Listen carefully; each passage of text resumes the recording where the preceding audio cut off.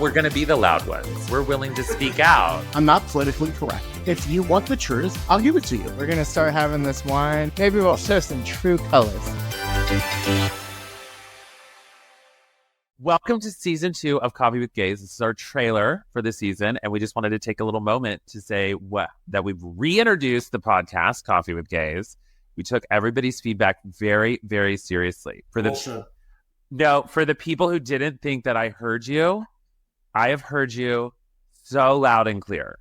And we really tried to incorporate. Basically, it's told Blaine to shut the fuck up. But here he is still talking. No, they didn't tell me to shut the fuck up. They told me to listen to them. And they also told Ryan to speak the fuck up. So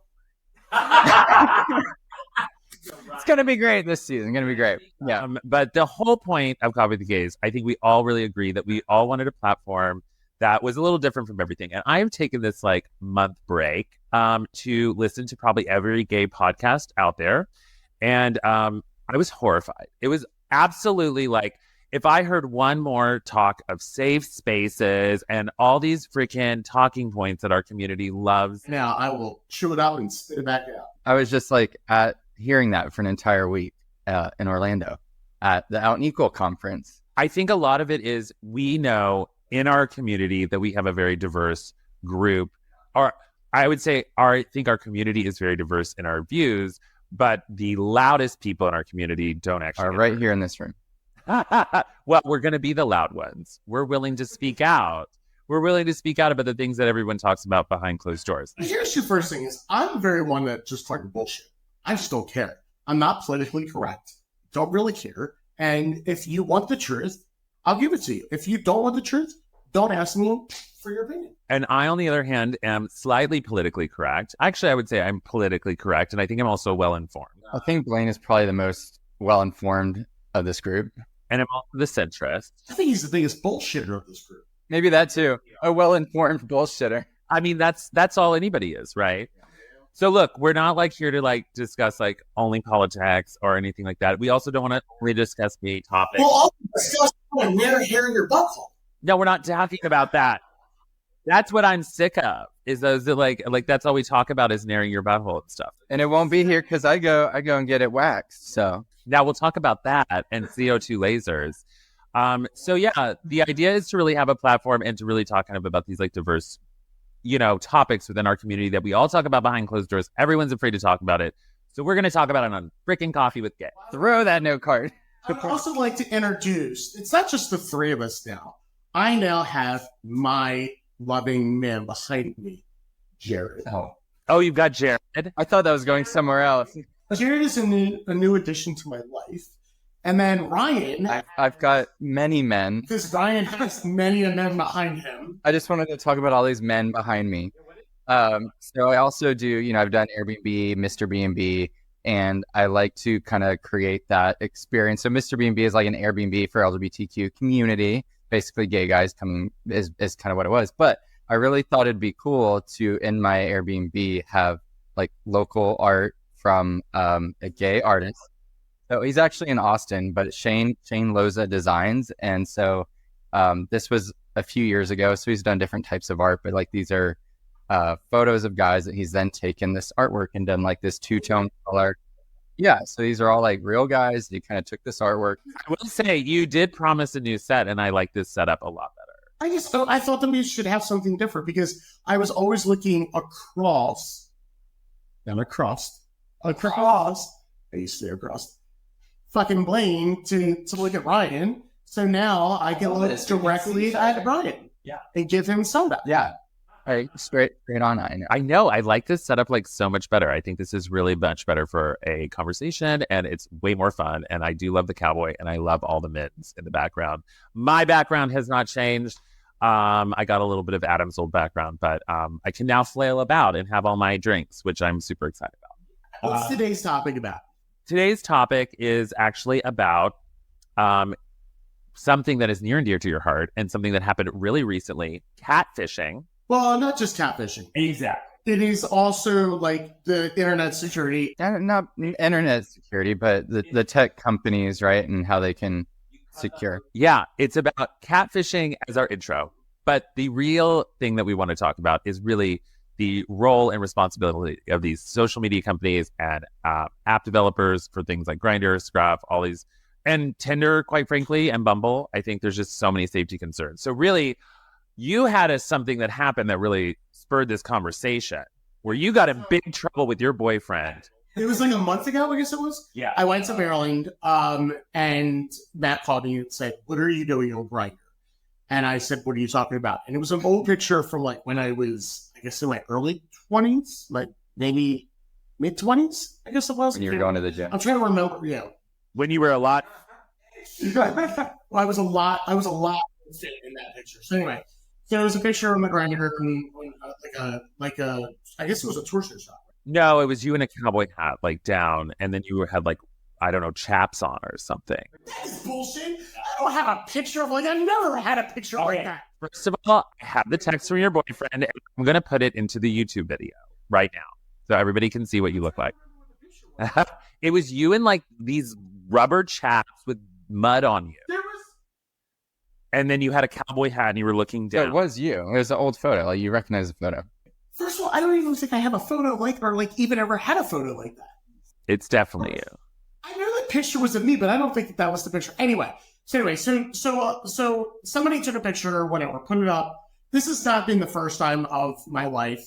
I also have an alias. His name is Sebastian. True. I did remind your boyfriend of that. Where is he? He's in San Antonio. He's on Instagram.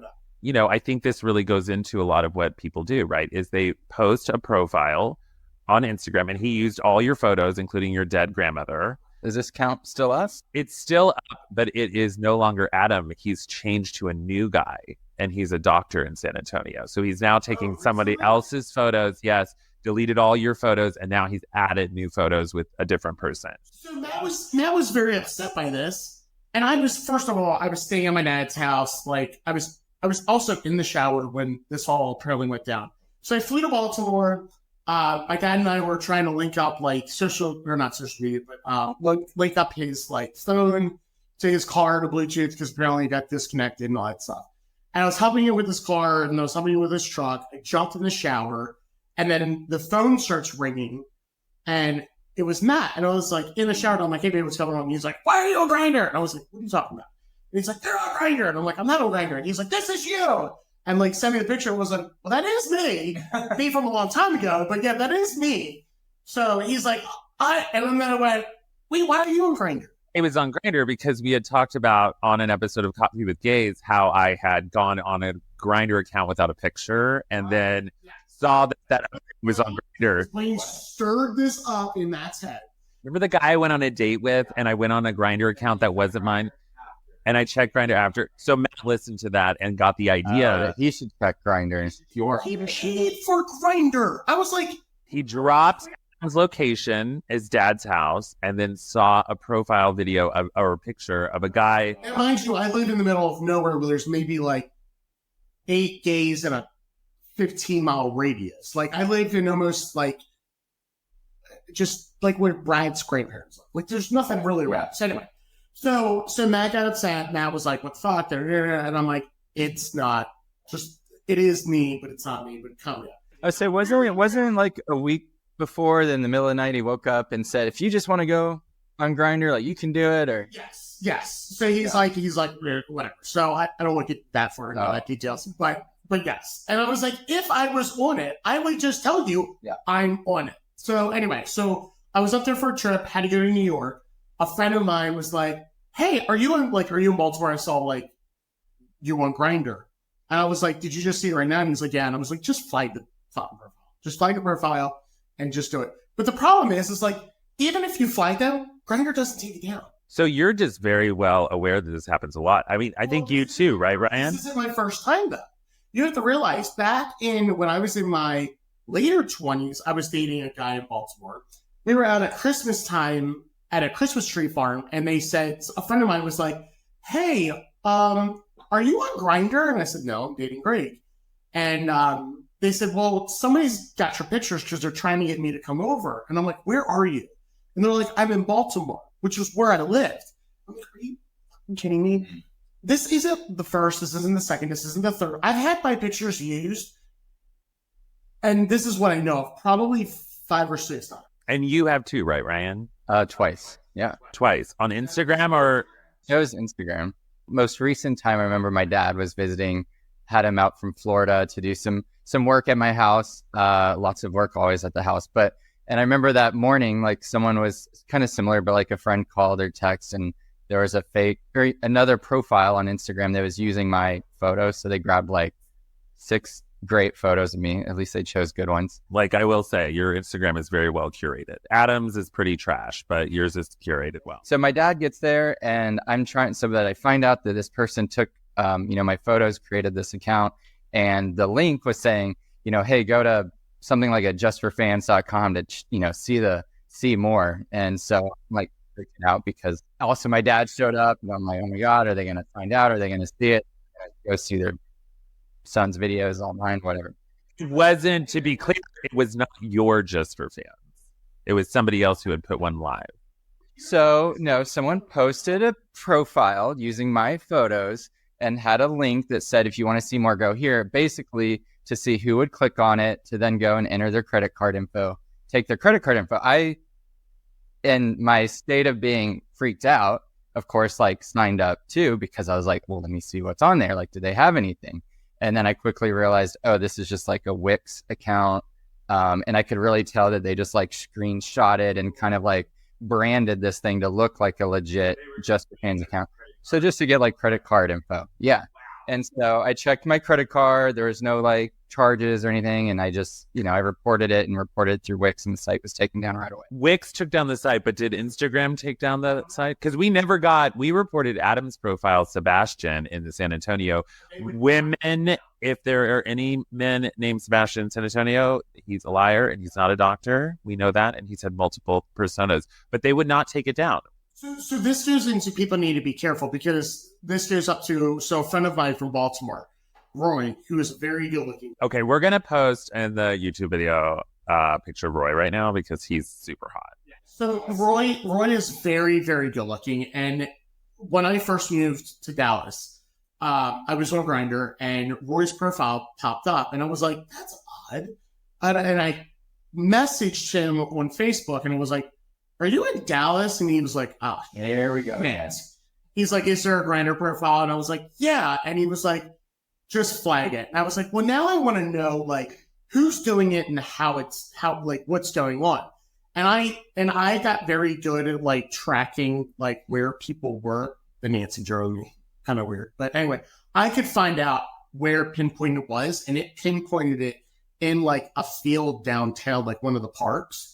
And I was like, this is like pinpointed from another area.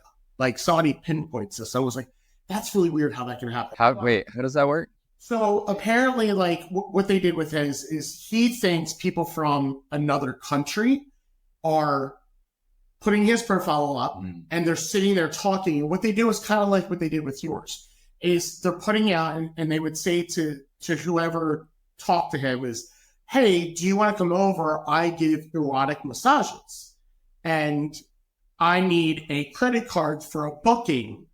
So if you go to this booking website, and it's a legit booking website, and put your credit card information in, they put the credit card information in, and then they run the credit cards and they just ransack it. So Roy has been in like, I'm just going to read off some of the big cities.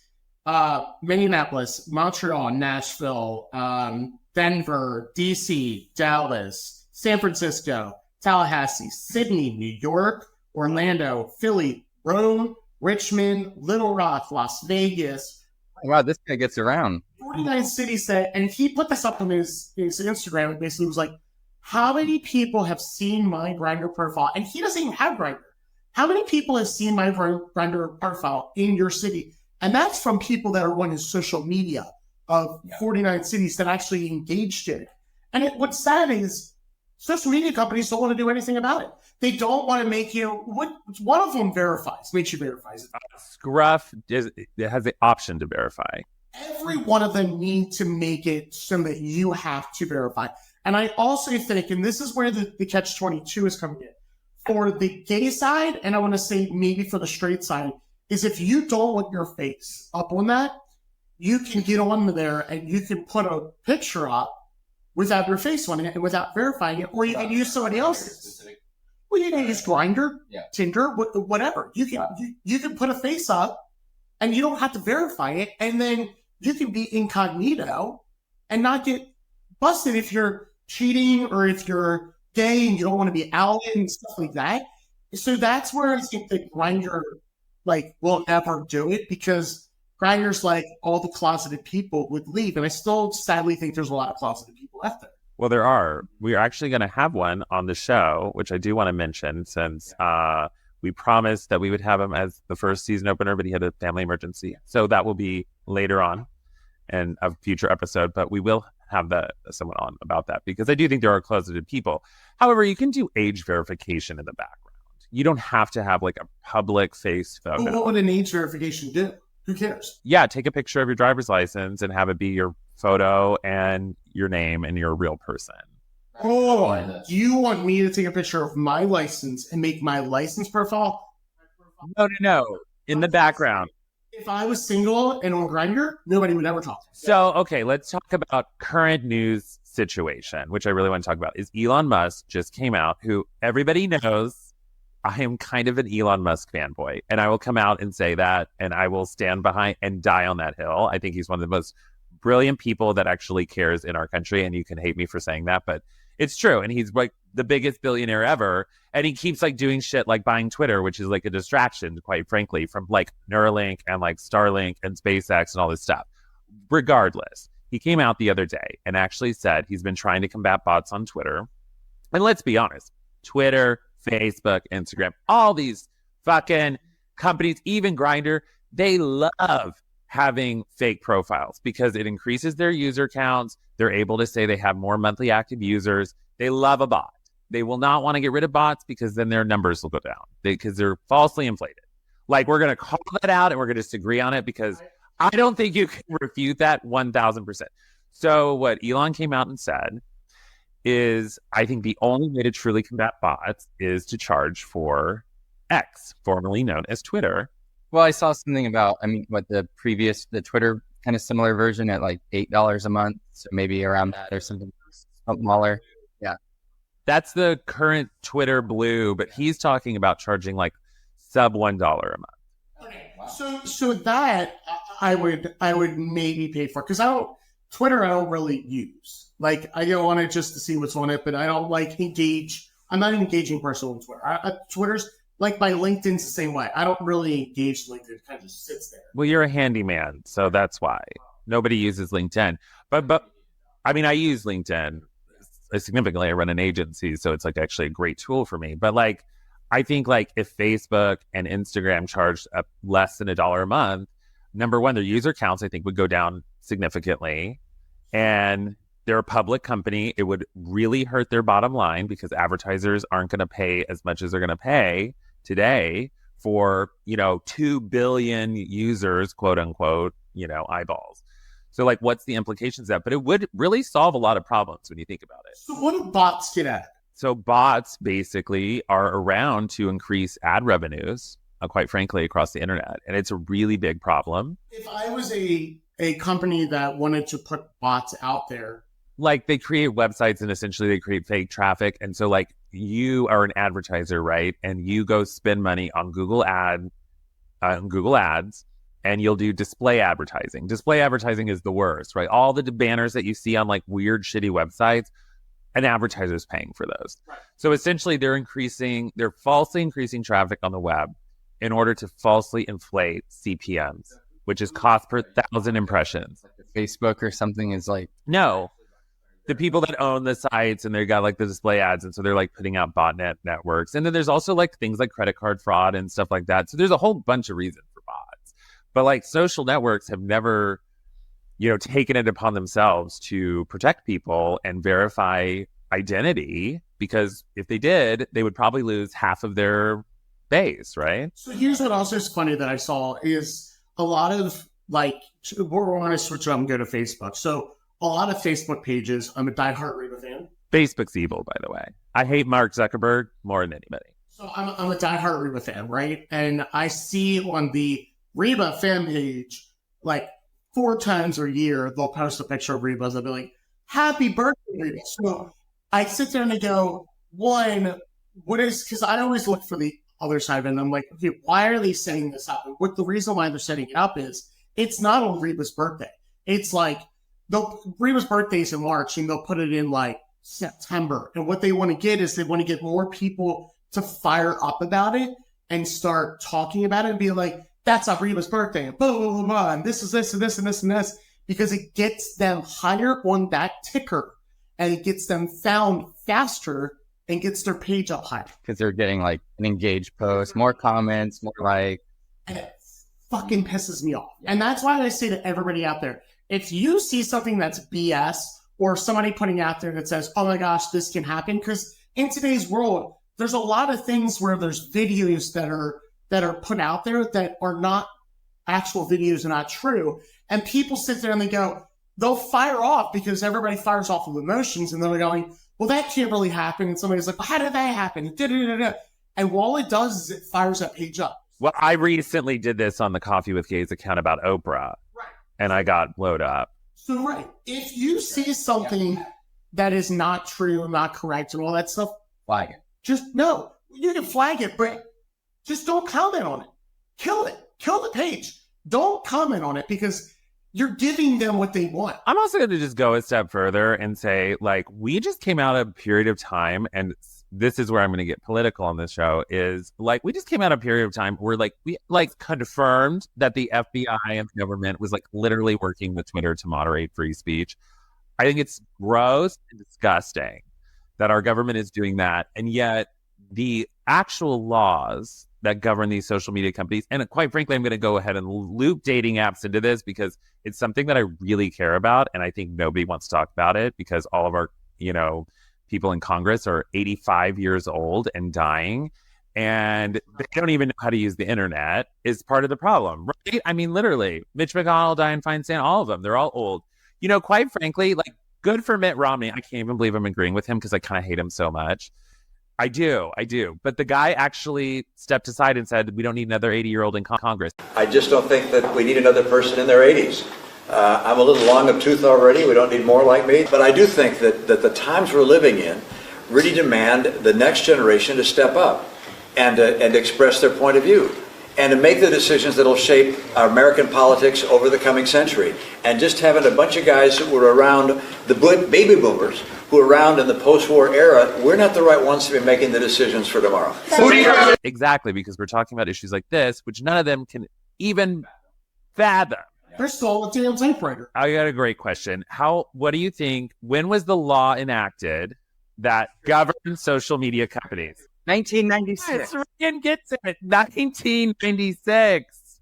And it was only like 26 words or something. So it's actually called Section 230. And it's something that I've only really heard like big VC people that I listen to, their podcasts all in VC, venture capital. Has this even been updated since 1996? No. I don't even think we had airbags in 1996. This is what's crazy about our government. And it drives me so freaking insane that like we sit here and argue about such bullshit topics in government. And then something like this, like quite frankly, the reason I think it's important is because it's not just us as gay men that are at risk. Like women, like our friend that found your profile, like she was like she's on Bumble or like whatever. And what happens is, did they use it on Bumble? They use like Tinder. But did they use my profile Bumble? That's how she found it. I want a straight dating website. And I'm like, so they create a Tinder profile or a Bumble profile, and then they link it to an Instagram account, and you reuse your photos so that it looks like they're a real person. It just gives them validity. And, Mark Zuckerberg sits there in his freaking ivory tower and he with his like 800 security guards and he doesn't give a shit. And it really, honestly, it encourages child exploitation because kids also like, look, we all did bad shit. I think we've talked about before when we were kids, right? No, I was good. I was so innocent and didn't do anything. I true. I did all of it later on. Oh yeah, because he was super Christian. Yeah, I lived under a rock. Bradley and I were talking about this yesterday because I was like, I don't think my parents probably actually sheltered me, or like I was like, wait, maybe it was in my head, and I know, and so, but like I think I had it in my head that they were. Did your Cindy never? But for some reason, I know if you know anyone that knows my mom now, I mean, but I think when I was growing up, though, I must have just like thought that they were. I like created this whole illusion. Of course, Bradley's like, Ryan creating something that doesn't exist. Imagine that. Imagine that. I can totally imagine that. Anyway, yeah. You were a good kid. I was not. I was on the. I was in chat rooms at 15. Be like, Mom, hang up. I gotta get on the internet. At this point, we still allow kids to be on these platforms that, like, literally, and then you have all these predator shows. I mean, it's literally all over TikTok. Where it was 30 years later. Politician in our government, and you aren't doing legislation for this. Like, you're a growth person, and you should retire and get out. And I also think that anybody out there that catfishes or like does any of that, I think that should be like a pretty strict offense. Like they've got to get some laws about that because it's fraud. You're doing fraud.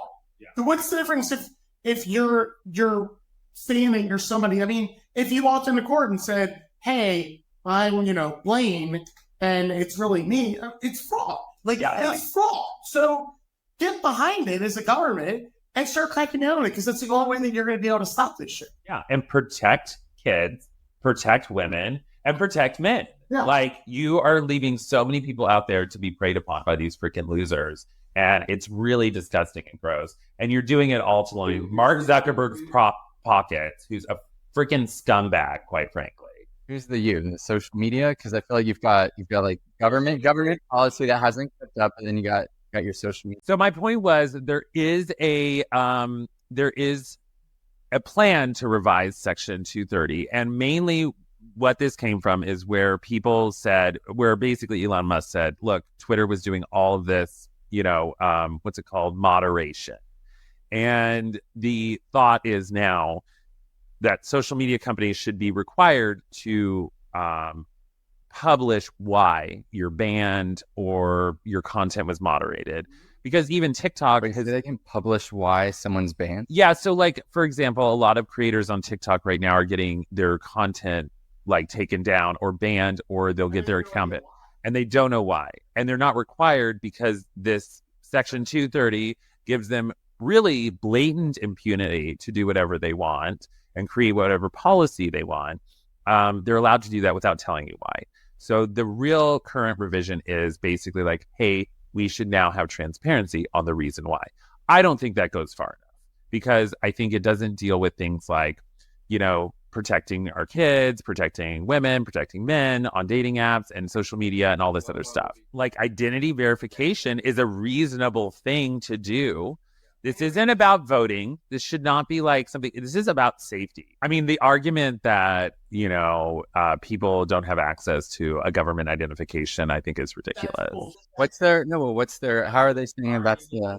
Oh, so the argument is, and this really comes down to voting, is that disenfranchised groups, namely people of color, can't get an ID because the ID office is too far, it's too hard to get, or whatever. So they have their ID, but they're claiming they don't have like access to it. No, they're saying that it disenfranchises voters and you should be able to vote without an ID. But from a social media perspective, I think this is about safety. So even if you don't even think about like the voting impacts of this, it's really it's a nice to have social media anyway. And I think when it comes to safety and really protecting kids, which is something that I care a lot about, and like I said, even really girls, and we talked about how scary it is to be gay, I think it's important that we start protecting, our community, and these social media companies should be held to account.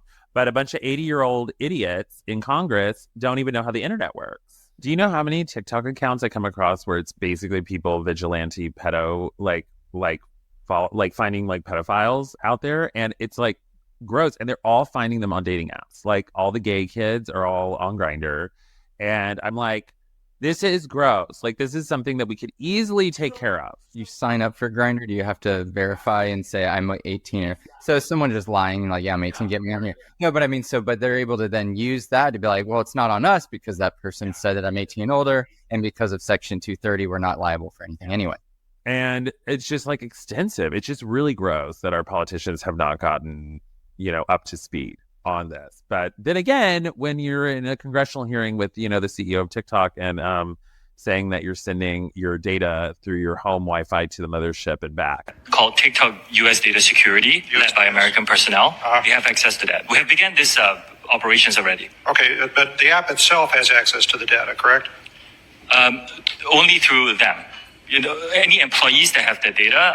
What I mean is, like, if I lose my iPhone and I reinstall the app and I put in my username and password, my app will reconnect to the mothership and download some of that data. My settings. That's not the way it works. No, that's not the way it works. I gotta call this guy out because I think he deserves a lot of credit as my current favorite politician, and I obviously don't go to the left, but he is a Democratic congressman from North Carolina, Jeff Jackson.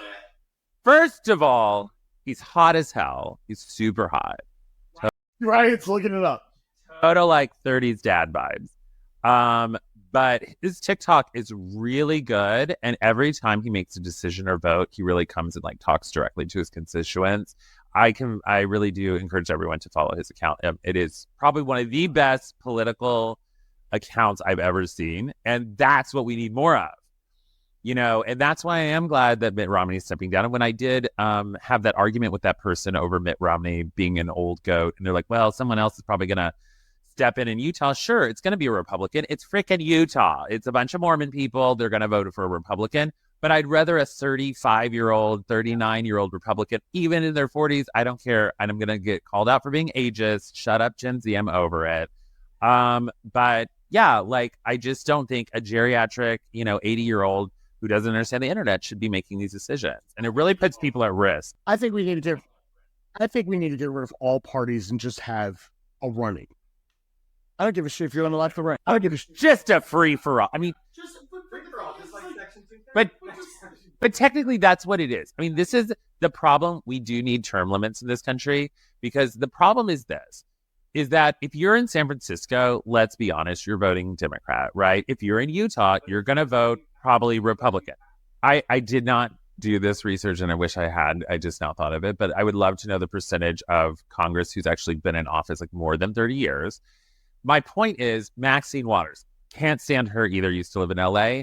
She has represented Compton, I think, for probably 45 years at this point, and I think she has Alzheimer's. But my point is, I think the people of Compton should have a really great young Democrat, but nobody's forcing her to step down, and she won't do it on her own. And that's the problem. And we complain about the Supreme Court not retiring when they need to, but we don't complain about Congress not doing it. I mean, you literally have Mitch McConnell having seizures like live, like on TV. It's shocking. And Nancy Pelosi, she's also said she's rerunning again. No, she is. She's going to be, I think if I remember, she's going to be 85 or 86 at the end of her next term. And she's going to win because in San Francisco, girl, she's not going anywhere. I don't know why these people don't want to. You know why Mitt Romney? Just sit there and volunteer. You've done your time, and like, yeah. Don't let me hairline. Oh God. I'm not thinning. My hair isn't thinning. I swear. I'm not. I have really great hair. It's really sad what happened to it. This is probably the most traumatized I've been over a procedure, but seriously, it is. Yeah. So yeah, I really do think, like, yes, it's time to step in. It's time to take control of social media. We've discussed a lot today, and I mean, this was a very passionate discussion. I'm glad this was our returning episode. I am very excited for us to get the closeted gay man on the show, but I really wanted to talk about these topics, so I'm glad you guys were like really into it, because I'm so I would like to say that I was the one who brought the topic up. I mean, let's put it this way. You brought the topic up and I made it intelligent. Yeah, and Ryan did research. It was great. Yeah, I won the trivia question. He's been doing his homework during our break, unlike you, who hasn't been. So we might still kick you off Coffee with Gays. It already looks like it, right? Isn't that what we decided? But he goes, I'm taking Jared. I mean, I think I did very good with the art on that one for you. Because the other one you had was a little too gay, and that's not what we're about. It looks like the shirt that I brought for the next recording. Oh, really? It's like that butt, but like it was just very graphic. So anyway, we got Jared, so we're happy about it. But I'm excited about the next episode. It is about something that Adam feels strongly about. Adam feels strongly about the next topic? Wow, the shocker. But basically how we kind of make fairy tales of like dating and relationships. And like as a person, how we put ourselves out there as somebody that we want to be in our best light, but it's really not the true person that we are. And that's what the next episode is going to be about. Not just for gays too, also like the straights, because I think we have a lot of straight girls in our life that like literally like do this all the time, where, you know, they meet a guy and all of a sudden it's like their husband and they've planned everything. It's just wild. And then it crashes and burns. It always crashes and burns. Just 1000%. So tune us on the next episode 2 of season 2 of Coffee with Gays. Cheers. This was fun. I like the new setup.